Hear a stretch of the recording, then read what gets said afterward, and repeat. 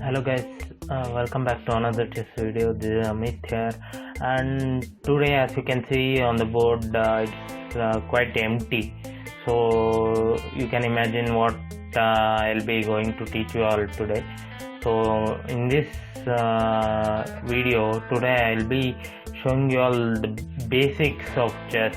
Actually not exactly chess, but I would actually want you all to know the basic notation of each and every square, and how you can, if you are not aware of what exactly is the square name called, and I'll teach you techniques for improving on the notations. So how you can remember what all squares, where the pawn is moving. If the pawn moves here, then what is it called, and if it moves here, what is it called, and how exactly you can determine what square name it is. I will be showing you all that today, and give you a bit of technique how you can try to remember the game. So yeah, let's begin with the video.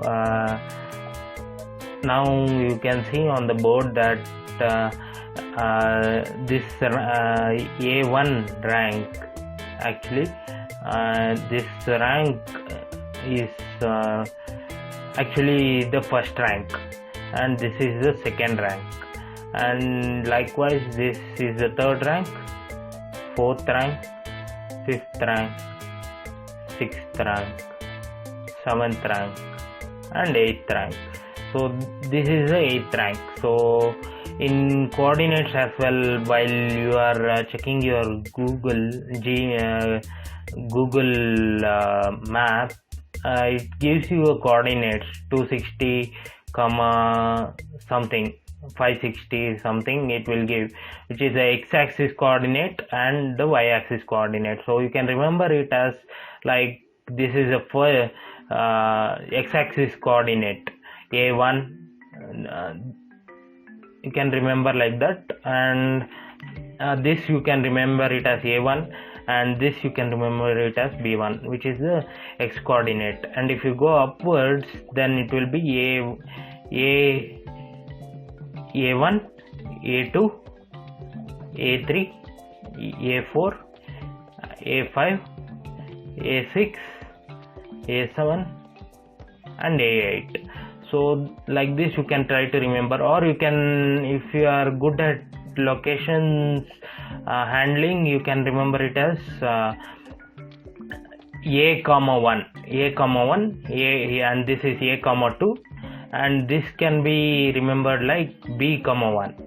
So this, if you are finding it very difficult to remember, you can remember it like this: B comma 1, and this is C comma 1, and this is D comma 1, and this is E comma 1, and this is F comma 1, and this is G comma 1, and this is H comma 1.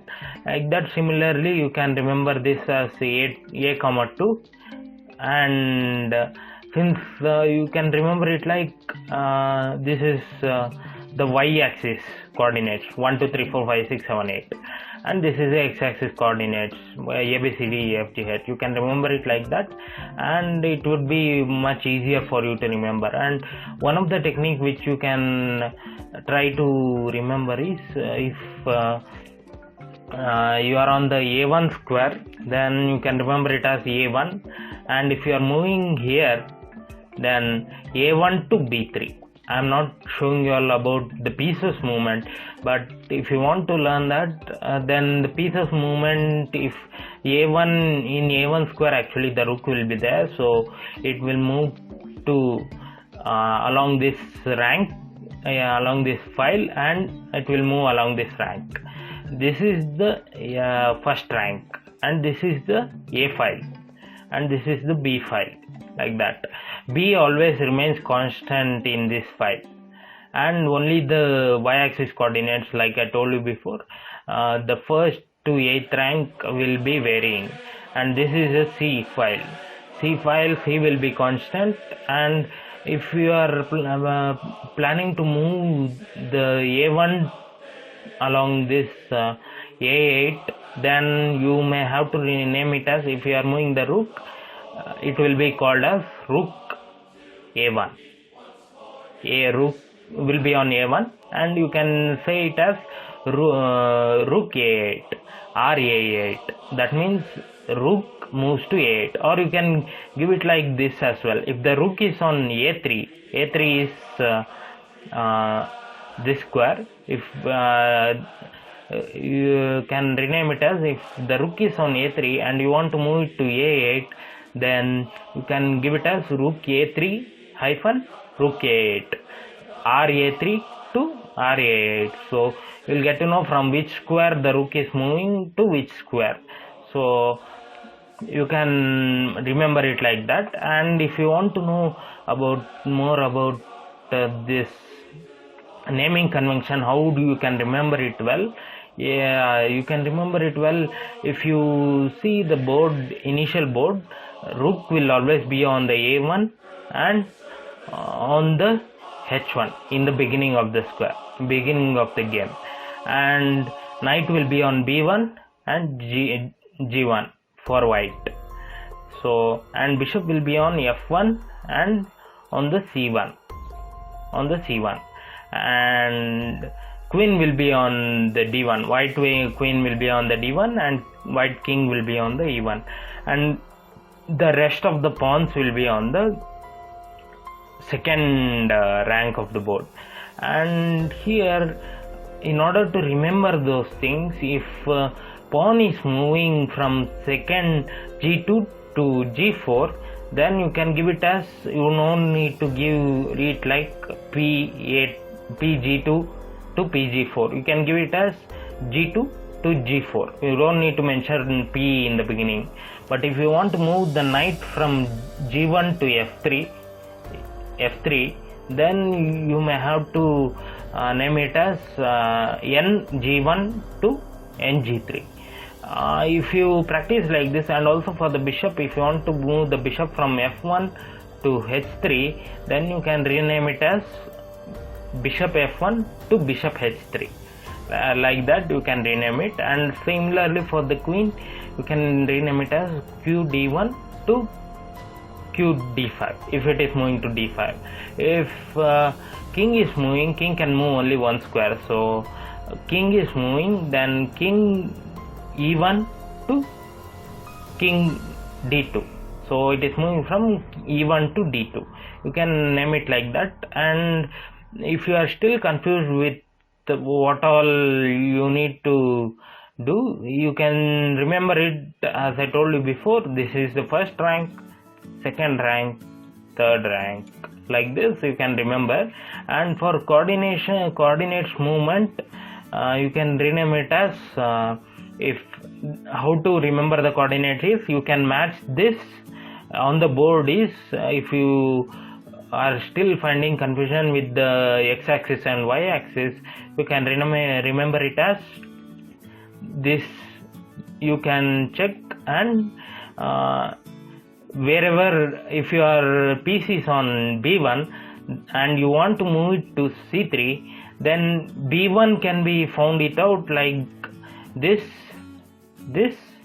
and this. b1 coordinates can be found out like this. And if you want to move it to c3, then this coordinate can be found out like this. So c3.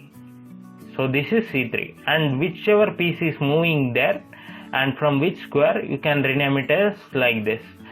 If the piece is on the c2 square, then you can find out this coordinate by checking the square like this, c and 2. 2 squares up and 3 squares to the right. 3 squares to the right is 3, and here is, if you are moving it to, say, consider if you are moving it to g6, so you can find the coordinates like, see, a6 to g5, 6th rank to g5. So you can and you will get to know that this is g5, and then here the piece is moving from c2 to g5. So you can name it as, if it is a knight, not a knight but bishop or a queen, then bishop c2 to bishop g5. Like this you can remember, and you can practice it like randomly considering the squares. Like if you want to remember something, you can mark these two squares, then find out the coordinates like this. You should always consider from the base. You cannot come from the top. You have to always consider from the white's perspective. White's perspective is the first rank, so you have to always consider from here and here. So you can find out the square name like this.